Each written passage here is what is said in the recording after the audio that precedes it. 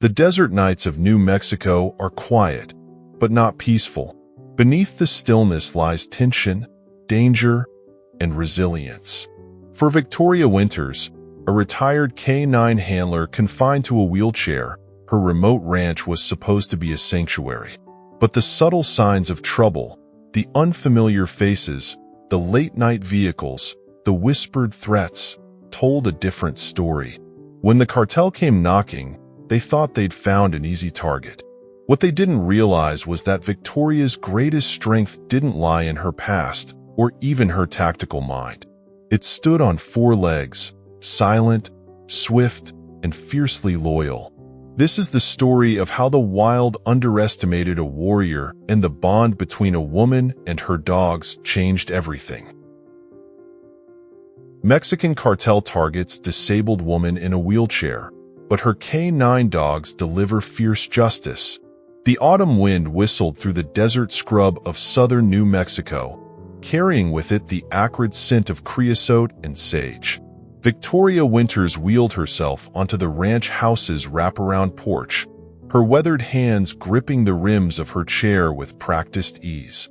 At her sides, two Belgian Malinois moved in perfect synchronization, Shadow and Ghost, their muscular forms alert despite the pre-dawn hour. The dog's ears perked forward, catching sounds far beyond human perception. Victoria didn't need to hear what they detected.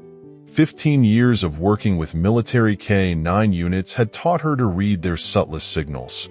Something was different this morning.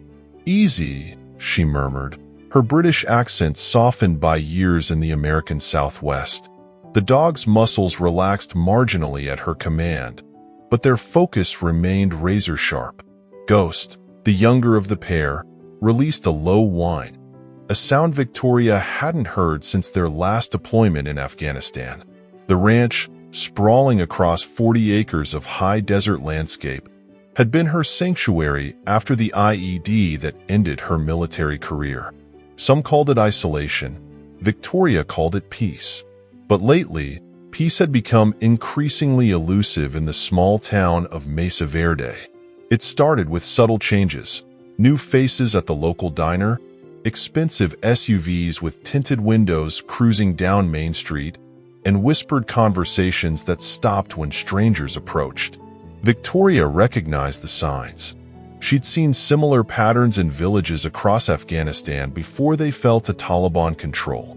This time, however, the threat wore different colors. The Los Diablos cartel was moving north. Inside the house, her laptop hummed with surveillance feeds from cameras strategically placed around the property. The screen showed nothing unusual, but Victoria had learned to trust her dog's instincts above all else. She wheeled herself back inside, Shadow and Ghost maintaining their positions at her flanks. The morning sun had barely crested the horizon when her secure phone buzzed. A text from Marcus Chin, her former squadmate now working with the DEA. "They're making their move.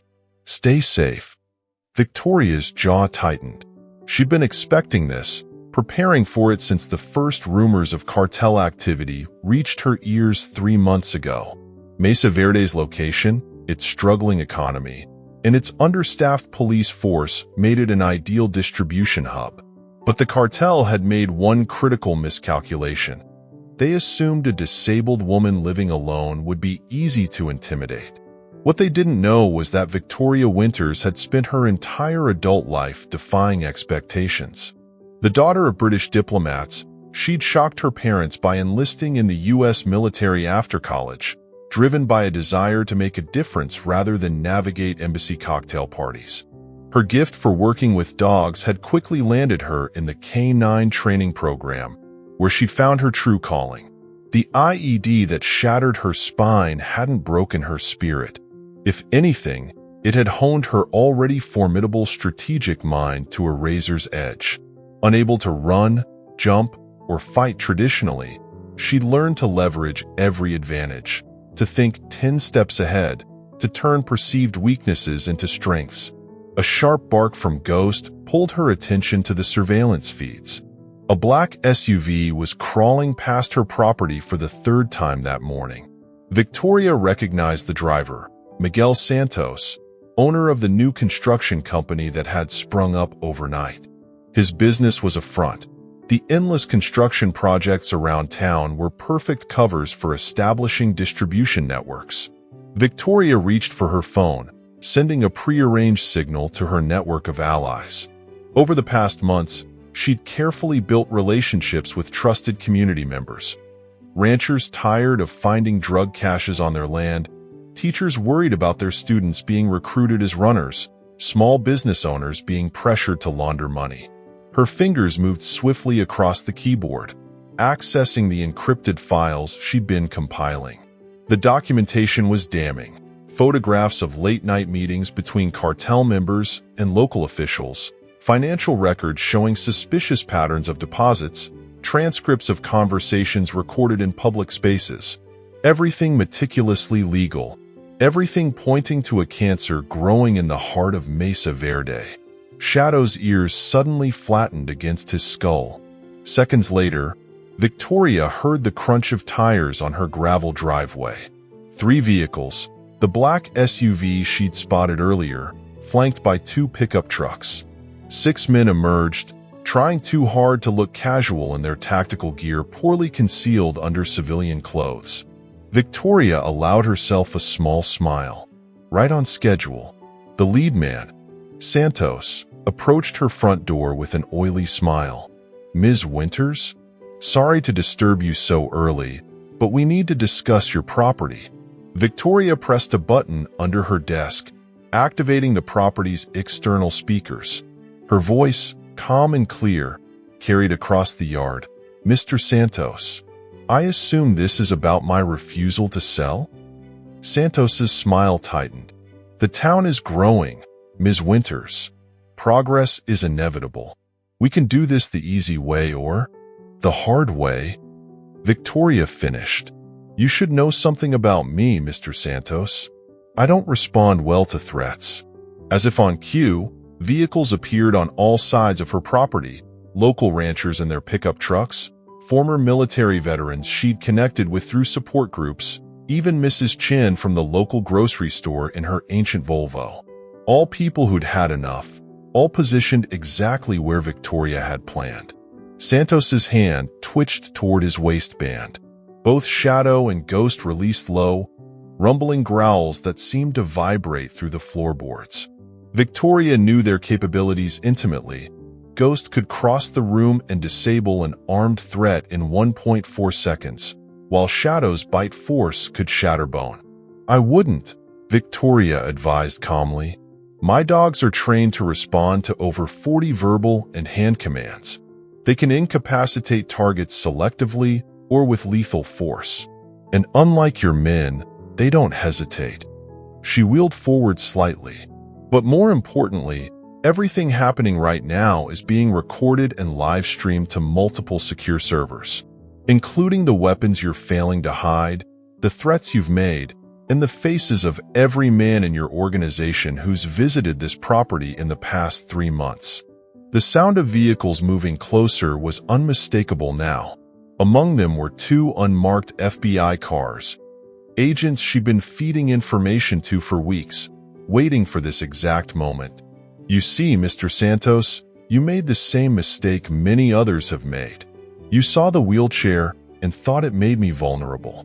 You never stopped to consider that adapting to this chair meant learning to think differently, to plan more thoroughly, to use every resource available."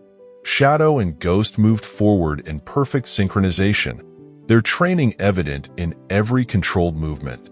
They weren't just pets or even standard military dogs. They were extensions of Victoria's will, capable of executing complex tactical maneuvers with precision that came from thousands of hours of training.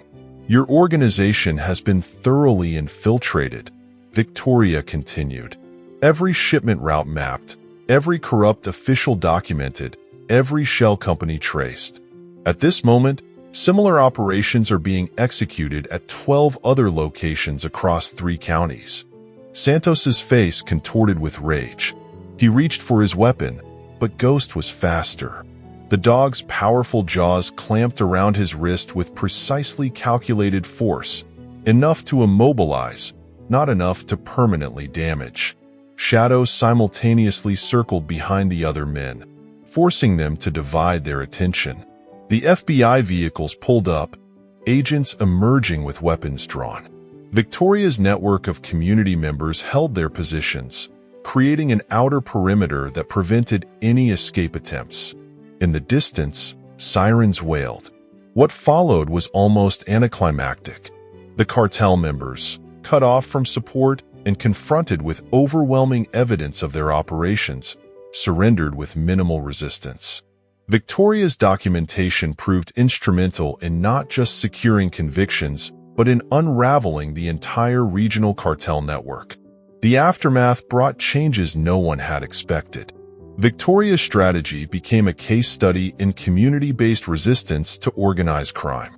Her documentation exposed corruption at multiple levels of local government, leading to a wholesale cleaning of house that gave Mesa Verde a fresh start. More surprisingly, her work caught the attention of law enforcement agencies across the country. Victoria found herself consulting on community defense strategies, teaching others how to build networks of resistance. The wheelchair that many assumed would limit her instead gave her a unique perspective on leveraging community resources and thinking creatively about defense. Shadow and Ghost became local legends, but to Victoria, they remained what they'd always been: loyal partners who'd helped her turn tragedy into triumph. Their presence at her side was a constant reminder that strength comes in many forms, and that true power lies not in physical capability but in the bonds we forge with others. 1 year later, Victoria sat on her porch watching the sunset paint the desert sky in brilliant oranges and purples. Shadow and Ghost lounged nearby, their vigilance never truly at rest. The town had changed. New businesses were opening, young families were moving in, and people walked the streets without fear. Marcus Chin, now stationed permanently in the regional DEA office, pulled up in his government-issue SUV. "Still can't believe you pulled it off," he said, climbing out with a manila envelope in hand. Victoria smiled. "I had help." She scratched behind Ghost's ears. The cartel wasn't expecting a community that would stand together. They definitely weren't expecting dogs trained in battlefield tactics. Speaking of which, Marcus handed her the envelope. "The FBI's K-9 training division is interested in your methods. They're particularly interested in how you adapted military working dog protocols for civilian defense scenarios." Victoria took the envelope, already formulating plans. "The dogs were only part of it," she said. "The real key was helping people realize they didn't have to be victims. Sometimes all it takes is one person willing to stand up, to show others it's possible to fight back." Shadow raised his head, ears perking forward, and Victoria laughed. "Yes, and having two of the best trained dogs in the country doesn't hurt." As Marcus drove away, Victoria reflected on how life's greatest challenges often lead to unexpected opportunities. The IED that had taken her ability to walk had also set her on a path to saving her adopted hometown. Her disability, which others saw as a weakness, had taught her to think strategically, to plan meticulously, and to never underestimate the power of community. The sun dipped below the horizon, painting the sky in deepening shades of purple. Shadow and Ghost moved closer, their warm presence a reminder that family comes in many forms. In the distance, the lights of Mesa Verde began to twinkle, each one representing a home and family now safer because a group of people had chosen to stand together against those who would prey upon them. Victoria Winters smiled, knowing that sometimes the greatest victories come not from physical strength, but from the courage to face overwhelming odds with intelligence, preparation, and unwavering determination. The wheelchair that some saw as a limitation had become her greatest teacher, showing her that true strength lies not in what we can do alone, but in how we inspire others to rise above their fears and stand together. As darkness settled over the desert, Victoria wheeled herself inside, her faithful guardians at her side. Tomorrow would bring new challenges, new opportunities to make a difference.